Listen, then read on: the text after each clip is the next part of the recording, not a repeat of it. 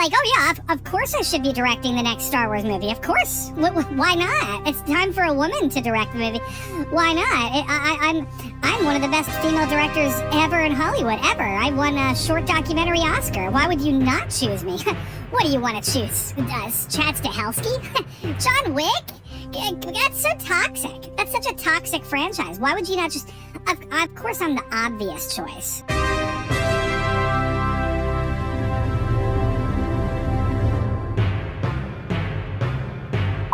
We need some more Pakistani women, guys. You gotta get on it. Get on it. Sir, what about like the story though? What about like, does it matter if they like know about like Star Wars or anything? No, guys, we gotta get our numbers up. It's only 7.7. We have to increase by 2.3%. We said this. We don't want to like lie to the public. Okay. Now I turn into Donald Trump.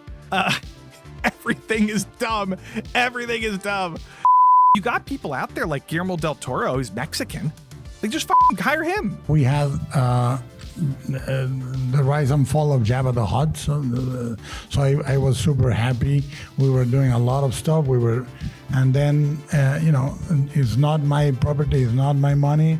It's one of those 30 screenplays that goes away. I don't understand it, man. Guys, whenever you see like a thing like this where Star Wars director Sharmeen Obaid-Chinoy says it's about time a woman shaped a Star Wars film, you never know exactly what they said. So go to the source, right? Go to the original source. Sadly, in this case, the original source is exactly that. And we're in 2024 now, and I think it's about time that we had a woman come forward to shape the story in a galaxy far, far away. So for some reason, she's on CNN. Like, I don't get it, but now, she has a big career as an activist. I'm not talking about any of this. But here we go. We have 3D animated Pakistani movies that look like something that would play like right before Jimmy Neutron came on in like 2003. And then you got some animated short film that she wrote. And then there's Miss Marvel, which is 2 episodes. That's her entire fiction filmography that is available that we can base whether or not she's a good fit for the Star Wars franchise. We got to go back here because she's done a lot of documentaries. Everybody's in the comments like, oh, what lofty? Oh, I got to find it. Somebody said, I mean, she has 2 Emmys and an Oscar. And then I said, she won an Oscar for Best Short Documentary. And then someone said, well, you could try and win it yourself then. Why don't you try to do it? It's so easy. Why do people do straw men of stuff that the person never said? Why do people do that all the time on this stupid website? I never said that it's easy to do a short documentary. What is wrong with people? Anyway, so people are coping, right? They're just like, hey, she won an Oscar for a this is the documentary, by the way. Saving Face. So, oh, good for her. She won an Oscar for a documentary. That's fantastic. Do you know who else won Oscars for documentaries? Werner Herzog. Do you think I want him directing a Star Wars movie? I don't necessarily think, maybe that's a bad example, but I don't think Werner Herzog would be a good person for a Star Wars movie. You know what I mean? Documentaries, number one, are not the same thing as anything to do with Star Wars. My number one issue with this, guys, I don't care that she is an activist in Pakistan doing Pakistani activism about Pakistani men throwing acid into women's faces. Good for her. Okay? That's fantastic. You know, I don't care about people's activism. I don't care about Leonardo DiCaprio's activism. I want to see him do a good job in a movie. And it doesn't matter to me about his activism. It doesn't matter about Joaquin Phoenix's animal rights activism. I don't care about that. I don't think anybody should care because these people are just like me and you. Like, you might have an activism that I disagree with. I don't care.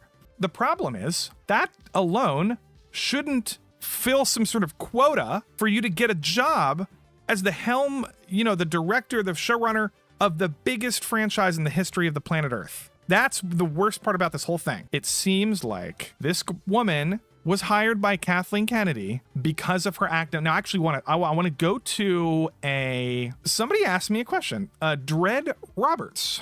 They say, I wonder if they approach think about this, guys. A lot of people actually are wondering about this as well. I wonder if they approach actual good directors and those directors tell them no because they don't want any of that smoke. And so Disney has to settle for these type of people. I said I doubt it. I said this has Chloe Zhao energy all over it, which she won an Oscar for Nomadland, and then she got the Eternals project right after that. I said there's probably more immense pressure to hire these kinds of women these sort of like artistic / activist, like Hollywood, up and coming Hollywood directors, whatever, to prove that women are nerds too.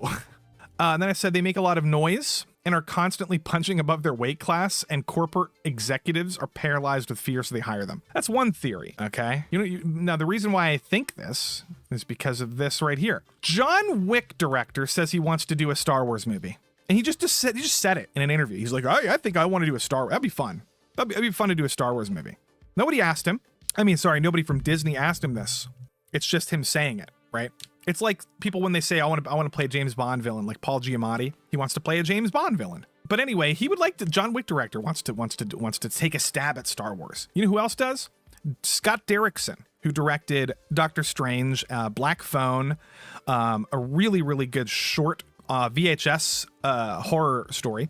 He wants to do a rated R Star Wars. He gave like kind of a synopsis of it. It's like a rated R horror movie set on the planet Hoth. Okay, so you have like a sort of a The Thing vibe going on or something. That's his idea. Okay, this is just off the top of my head. I pulled these two out of my ass because I know there's more people who clearly would love to do a Star Wars movie. I don't buy the argument that people don't want to make Star Wars movies anymore because they're cringe or they don't want yes, making a Star Wars movie gets you shit on. You get a lot of shit from it. Like J.J. Abrams probably lost 10 years of his lifespan just from the stress of making that trilogy. But many people don't give a shit about that kind of stuff. They would rather make a Star Wars movie. I'm going to play a little bit of this clip of her talking about activism.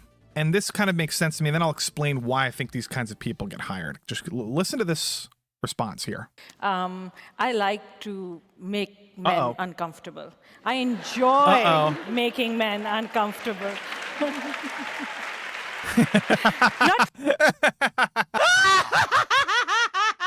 It's funny because it's so sad. It's so sad. So she just said she enjoys making men uncomfortable. Let's finish this clip and then I'll explain it. You just not you. Not you. Point taken. Not Jon Stewart, apparently. But it is important to be able to look into the eyes of a man and say, I am here, and recognize that.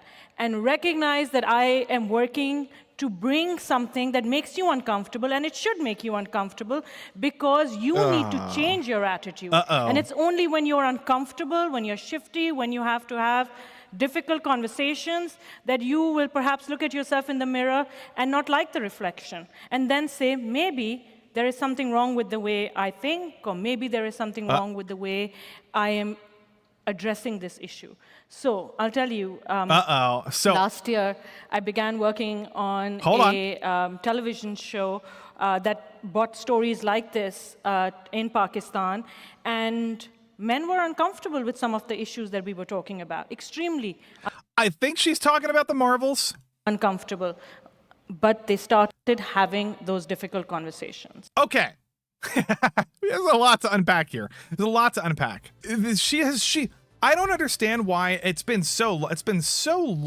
years we've been doing this optics thing with Hollywood where they're either intentionally misandrist or just hate men, or they don't understand how their words are being portrayed, and then so they say something and then they just don't understand that it's going to get turned into a culture war issue. Or the third thing, now I'm not giving her the benefit of the doubt because the way she said this is clearly directed at just men in general. But if you keep in mind that she's coming from Pakistan, right? And she made this documentary. Men in Pakistan are fucking horrible. Men in Pakistan throw acid on women's faces, and I think this is one of the countries where they're not allowed to drive, and women are not allowed to drive. It's horrible behavior towards women in this country. I don't even want to give people the benefit of the doubt anymore, but I kind of have to, just because it's kind of how it's my personality, because I don't like to be wrong. I don't like to be like, oh, she said all men, and then it turns out she was talking about Pakistani men or something. Like, I don't like when I'm like wrong and then I have to correct myself. But in this case, she didn't say Pakistani men. And I don't think she's talking about it. And actually, Jon Stewart asked her about the patriarchy. That was the setup to the question. She's just generalizing about men. That's what she's doing here. And I don't even think she thinks all men are like, I don't think she's ignorant of American Western society. It's not like somebody from Pakistan thinks that like every man all over the world is just like throwing acid on women's faces 24/7. Like that would be understandable if you're, you know what I mean? But she's not ignorant to the Western cultures and things like that. She knows what the fuck she's talking about. And I think that if more men and women started doing that, looking, in the eyes of people and saying, well, this is the reality, accept it. I come from a country which sometimes thinks that I'm a traitor because I now she's talk talking about about issues that shouldn't be talked about. Now she's talking about Pakistan. That these are the issues that should be swept under the carpet. So you will see a lot of rants about me on social media, and that is part and parcel of who I am, and sometimes that used to bother me. But one day I realized that it should be my strength, not my weakness. And the reason it should be my strength is hold on. because obviously I am making someone very uncomfortable. And it's only when you make someone uncomfortable that they're forced to tweet about you. You know? So Okay, what the? This makes me angry because she's not being fucking clear with what she's even saying. It sounds like she was just talking about Pakistani men and how she used to make them uncomfortable with her documentaries about like liberating women. Now it sounds like now she's talking about like social media in general, and now she's like doing Star Wars. So it's like, oh, I'm gonna make men uncomfortable all over the world. Now that's what that's what it sounds like. She's sitting next to the Marvels director and Meryl Streep. Like, we're not talking about Pakistan. We're talking about the world, right? She's talking about the patriarchy. So I'm going to take it as though she's talking about like men in general. Like, is it true that men sometimes need to like look in the mirror? Yeah. Is it true that women sometimes need to look in the mirror? Yeah. But like, how often do we hear that over and over and over and over and over again, that it's just men need to look in the mirror? I like making men uncomfortable. I like when men cringe. It gets this like no guys in Hollywood are like, no, like Tarantino's not saying I like to make women uncomfortable. And I now put all the naysayers to one side because I know I have a mission and I know what I want to do. And those voices, their volume just needs to be toned down. Tone down the volume. She's not going to pay attention to your tweets, boys. I bet she does, though. I 100% bet she does. So she gets a standing ovation. Look, this is optics. This is like applauding her because of her activism. This has nothing to do with movie or directing. And my point earlier was when I was trying to say, why do they pick women like this to direct big movies like the Marvels and fucking Star Wars now? I think it's because look who she's sitting next to, Meryl Streep, and then these two here, the Marvels director and the Star Wars director. These women, and Jon Stewart, they work these types of women that are activists and like very sort of narcissistic in their like progress as like an artist in the industry. They weasel their way into these conversations. They weasel their way into sitting next to Meryl Streep, and they act like they're on par with Meryl Streep or Catherine Bigelow, and it's just, they have no humility. They're like, oh yeah, of course I should be directing the next Star Wars movie. Of course. Why not? It's time for a woman to direct the movie. Why not? I'm one of the best female directors ever in Hollywood, ever. I won a short documentary Oscar. Why would you not choose me? What do you want to choose? Chad Stahelski? John Wick? That's so toxic. That's such a toxic franchise. Why would you not just... Of course I'm the obvious choice.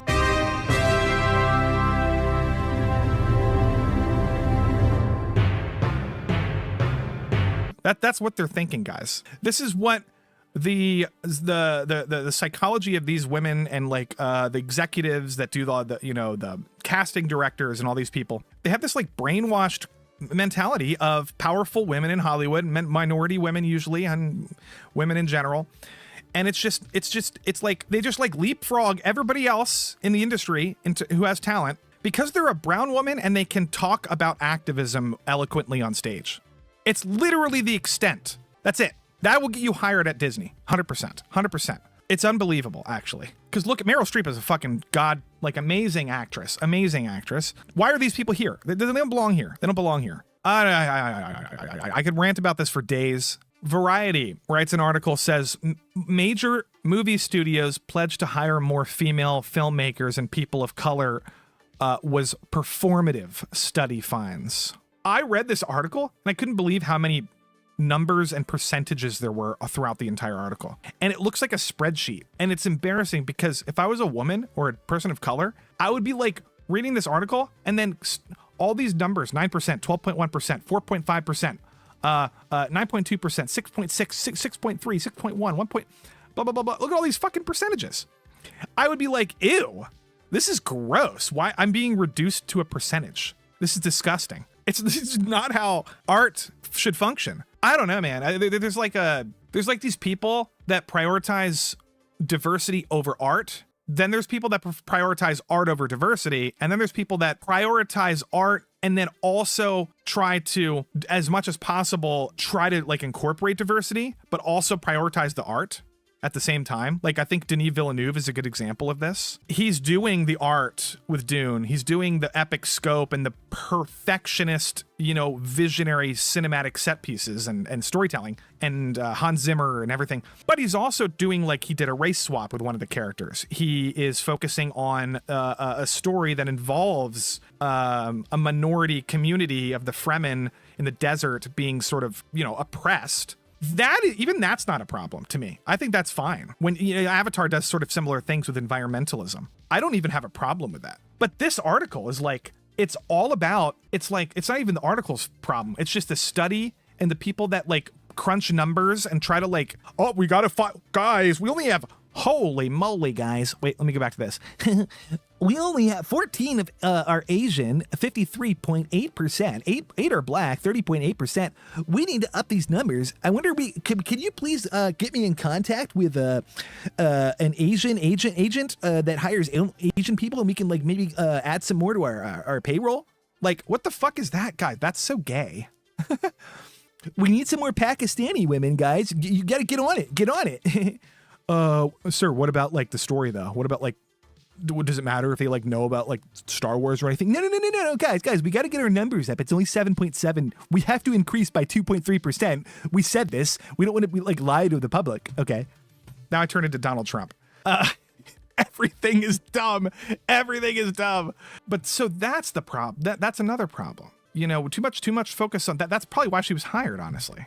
Because she's a Pakistani woman. It's like, we could double up on this one. We got a brown person and a woman.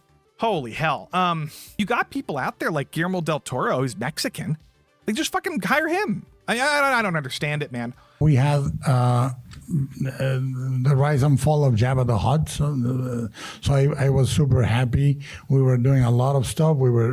And then, it's not my property, it's not my money. It's one of those 30 screenplays that goes away, And sometimes I'm bitter, sometimes I'm not. I always turn to my team and say, good practice, guys.